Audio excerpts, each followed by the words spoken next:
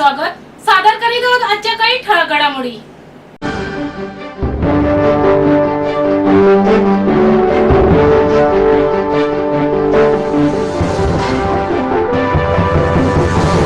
पुढील 5 वर्षात म्हाडाच्या माध्यमातून 8 लाख घरे उभारली जाणार असल्याची माहिती उपमुख्यमंत्री एकनाथ शिंदे यांनी दिली. मात्र ही घरे उभारताना त्यांचा दर्जा उत्तम ठेवा असे सांगताना त्यांची गुणवत्ता आम्ही प्रत्यक्ष पाहणी तपासू असे सुचवाशी त्यांनी यावेळी केले. ठाण्याच्या डॉक्टर काशीनाथ घाणेकर नाट्यगृहात आज एकनाथ शिंदे यांच्या हस्ते कोकण विभागातील म्हाडाची लॉटरी काढण्यात आली. यावेळी 2147 सदनिका आणि 117 भूखंड विक्रीची सोडत काढण्यात आली. यावेळी त्यांच्या समवेत परिवहन मंत्री प्रताप सरनाईक, म्हाडाचे मुख्य कार्यकारी अधिकारी संजय जयस्वाल, मुख्य अधिकारी रेवती गायकर, ठाणे महापालिकेचे आयुक्त सौरभ राव आदीसह इतर अधिकारी वर्ग उपस्थित होते. प्रत्येकाचे स्वप्न असते की आपल्याला हक्काचं घर मिळालं पाहिजे आणि चांगलं घर मिळालं आणि परवडणाऱ्या किमतीमध्ये मिळालं पाहिजे. त्याचे हे स्वप्न पूर्ण करण्याचे काम म्हाडा करत असल्याचेही त्यांनी सांगितले. आम्ही गेल्या 2.5 वर्षापासून काम करत आहोत. रखडलेले प्रकल्प मार्गी लावण्याचा प्रयत्न करत आहोत.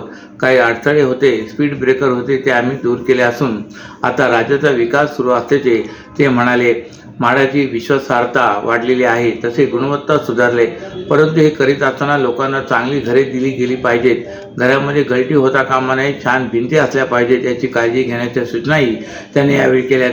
माझ्याकडे आता नगरविकास आणि गृहनिर्माण खाते आहे, त्यामुळे तुम्हाला आता नियमात काही बदल करायचे असतील तर करा, मात्र गुणवत्ता चांगली द्या असेही त्यांनी यावेळी स्पष्ट केले. आज सकाळी 8 वाजण्याच्या सुमारास ठाणे शिळफाटा मार्गावर रेहमानिया हॉस्पिटल आणि मारी हायस्कूल जवळ टाटा कंपनीचा ट्रक पलटी झाला. या अपघातात कोणालाही दुखापत झाली नाही, मात्र ट्रकमधील 11 टन ऑइल रस्त्यावर सांडल्याने वाहतुकीवर मोठा परिणाम झाला. ट्रक वसईहून बेंगळूरकडे जात असताना चालक गुरमुख सिंग याचे वाहनावरील नियंत्रण सुटल्याने हा अपघात झाला. हेल्पर हरप्रीत सिंग देखील ट्रकमध्ये उपस्थित होता. अपघाताची माहिती मिळताच शहर वाहतूक पोलीस, आपत्ती व्यवस्थापन कक्ष, अग्निशमन दल आणि बचाव पथक घटनास्थळी दाखल झाले. रस्त्यावर तेल सांडल्याने वाहतूक 3 तास मंदावली होती. आपत्ती व्यवस्थापन पथक आणि अग्निशमन दलाने रस्त्यावर माती टाकून परिस्थिती नियंत्रणात आणली. सध्या स्थिती वाहतूक सुरळीत झाली असून ट्रकमधील उरलेले बॅरेल हटवण्याचे काम संबंधित मालक आणि कंपनीच्या मदतीने सुरू आहे. सायबर क्राईम करून कोट्यावधी रुपयांचा मलिदा मिळत असल्याने आता गुन्हेगार नवनवीन युक्त्या शोधून नागरिकांची फसवणूक करतायत. याबाबत सतर्क राहण्याचे शासनाकडून सांगितले जात असताना घरात एकट्या दुकट्या राहणाऱ्या ज्येष्ठ नागरिकांनी सायबर क्राईमबाबत जागरूक राहावे यासाठी कोपरी पोलिसांनी विधायक उपक्रम राबवत आहेत. ज्येष्ठ नागरिकांच्या घरी जाऊन सायबर क्राईम गुन्हे कसे होतात आणि यापासून आपली फसवणूक होणार नाही या संदर्भात पोलीस नागरिकांचे प्रबोधन करत आहेत. एकट्या दुकट्या ज्येष्ठ नागरिकांच्या घरात घुसून लुबाडण्याच्या घटना घडत आहेत. ज्येष्ठ नागरिकांना सायबर क्राईमचा फसवणूक होण्याची शक्यता नाकारता येत नाही.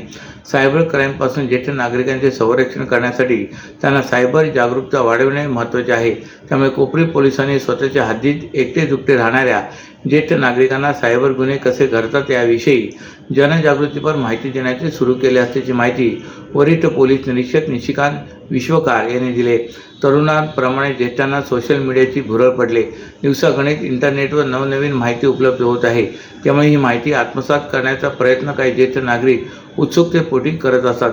मात्र ही उत्सुकता एखाद्या सायबर गुन्ह्याच्या फाशात अडकण्याची शक्यता असते.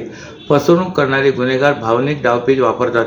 एखाद्या प्रिय व्यक्तीला धोका असल्याचे भासवणे इत्यादीच्या माध्यमातून ज्येष्ठ नागरिकांची लुबाडण्याचा धोका असतो. सायबर क्राईमचा वाढता धोका बघता याबाबत जास्तीत जास्त जनजागृती करून लोकांना सावध करण्याची संकल्पना ठाणे पोलीस आयुक्त आशुतोष डोंगरे यांनी आखली आहे.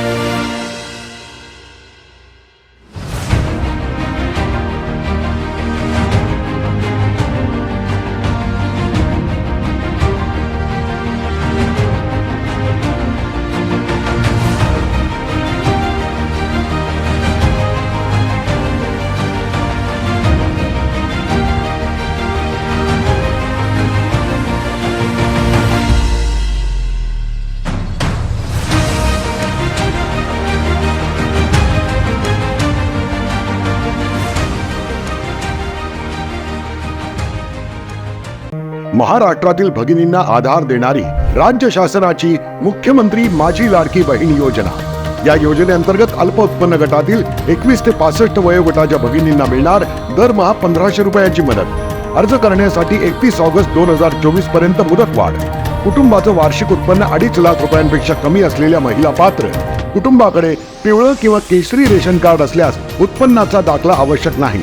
पांढरं रेशन कार्ड असेल किंवा रेशन कार्ड नसेल तर कुटुंबाचं वार्षिक उत्पन्न 2.5 लाखांपेक्षा कमी असल्याचा दाखला आवश्यक। योजनेसाठीचा ऑनलाईन अर्ज नारी शक्ती दूत ॲप वरून किंवा पोर्टलवर भरता येईल। ज्या भगिनींना ऑनलाईन अर्ज भरता येत नसेल त्यांच्यासाठी अंगणवाडी, ग्रामपंचायत, वॉर्ड ऑफिस, सेतू सुविधा केंद्रामध्ये किंवा आशाताई बचत गटाच्या CRP यांची मदत उपलब्ध।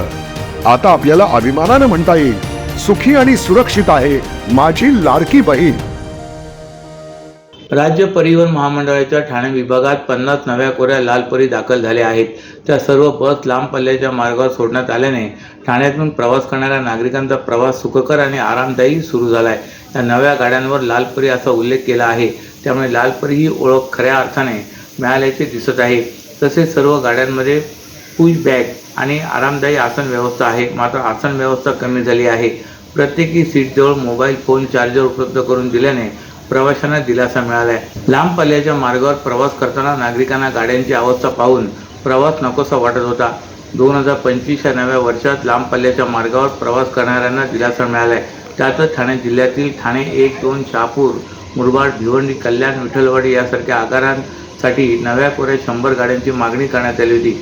त्यापैकी नव्या कोऱ्या 50 गाड्या ठाणे नियंत्रक विभागाच्या ताफ्यात दाखल झाल्या आहेत।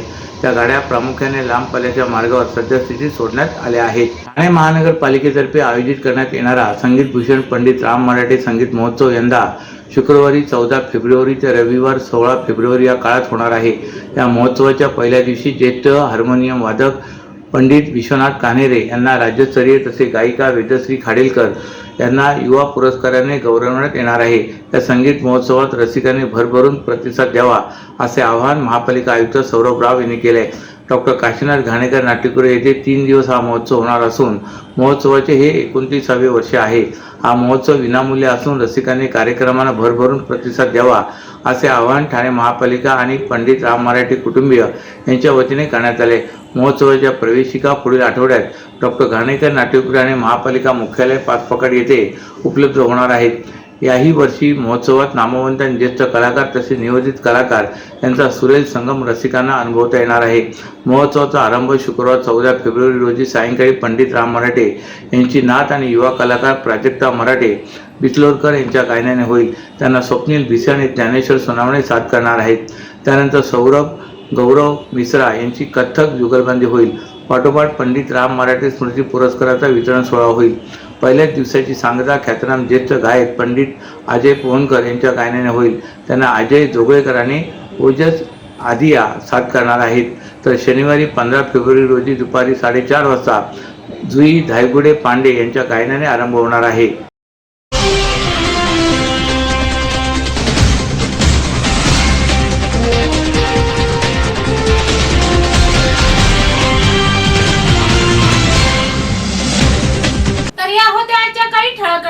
तर पुन्हा भेटू याच वेळी याच ठिकाणी। ठाणे दर्पण या वृत्तवाहिनीचे प्रसारण YouTube वर पाहायला विसरू नका।